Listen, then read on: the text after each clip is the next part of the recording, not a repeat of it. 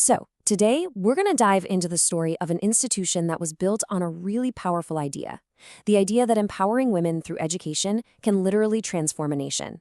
We're going to explore the Shaheed Benazir Bhutto Women University in Pakistan, what its mission is, the challenges it faces, and its incredible impact. And this quote, right from the university's own website, it really frames the whole problem perfectly. It's basically saying that a country's economic health is directly, and I mean directly, tied to how many of its people can read and write. So this isn't just about one person's opportunity. We're talking about the development of an entire nation, and that is the core challenge this university was built to take on. And that brings us right to our focus, the Shaheed Benazir Bhutto Women University. Let's dig in and see exactly how this institution is turning that powerful idea into a reality for thousands of women. All right, here's our game plan for this explainer. First up, we'll look at the core idea, the philosophy that drives the whole university. Then, we'll jump back in time to see how it all started. After that, we'll explore all the different academic programs it offers, take a peek at life outside the lecture hall, and finally, we'll wrap up by looking at its vision for the women it serves. So, what's the big idea behind it all? Every great institution has a guiding philosophy, a kind of North Star. And this university's is simple, but man, is it profound. Let's take a look at the principle that really shapes its entire mission.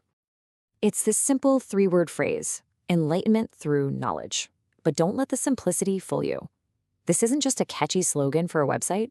It's a promise of transformation. It sets up education as the most direct path to understanding the world and your own potential in it. So, how did this place even come to be? Well, every institution has an origin story, right? And this one doesn't start with a wealthy donor, but with a government order, a clear directive to create a space dedicated entirely to women's higher education. Okay, so let's get our bearings here. We're talking about a public university, and it's located in Peshawar, which is the capital of the Khyber-Pakhtunkhwa province in Pakistan. And it's not just in one place. It's also expanded with a second campus in a city called Swabi, which means it can reach even more people across the region. This timeline shows a pretty quick but really significant evolution. It all kicks off with that government order in 2004, and then, get this, it opens its doors just 1 year later as the Frontier Women University.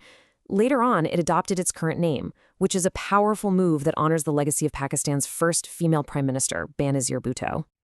All right, now let's get to the heart of the university, the academics. This is where that motto, enlightenment through knowledge, really gets put into practice. This is where they build actual, tangible pathways for students to create their careers.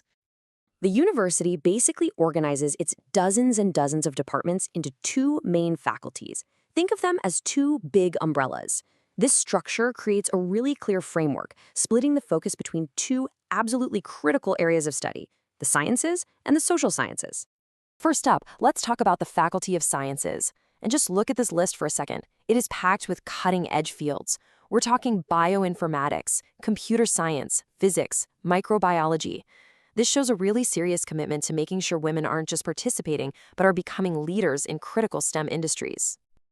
And then, on the other side of the coin, you've got the equally impressive Faculty of Social Sciences. Here, the focus shifts to society, to culture, to commerce. You've got everything from law and political science to art and design and management. This kind of breadth is so important because it means students can follow their passions across the entire academic spectrum. But of course, a university education is so much more than what happens in lectures and labs, right? It's about building a community, it's about wrestling with new ideas, and it's about getting some real practical experience. So let's see how that comes to life here. And this right here gives us a fantastic peek into that vibrant community. You see cultural events like literature festivals, which are amazing, but you also see these crucial awareness seminars on really important topics like mental health. And they're building strategic partnerships with major local players like the Lady Reading Hospital.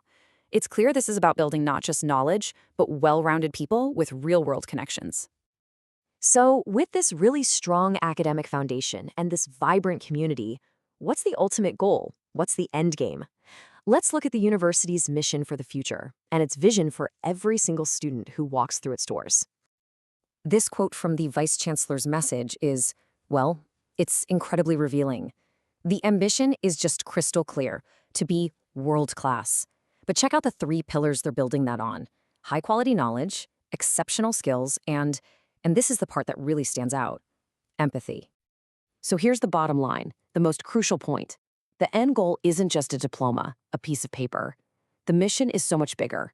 It's about cultivating graduates who aren't just professionally competent with amazing skills, but who are also empathetic people, ready to contribute to society in a meaningful way. It's really about shaping leaders.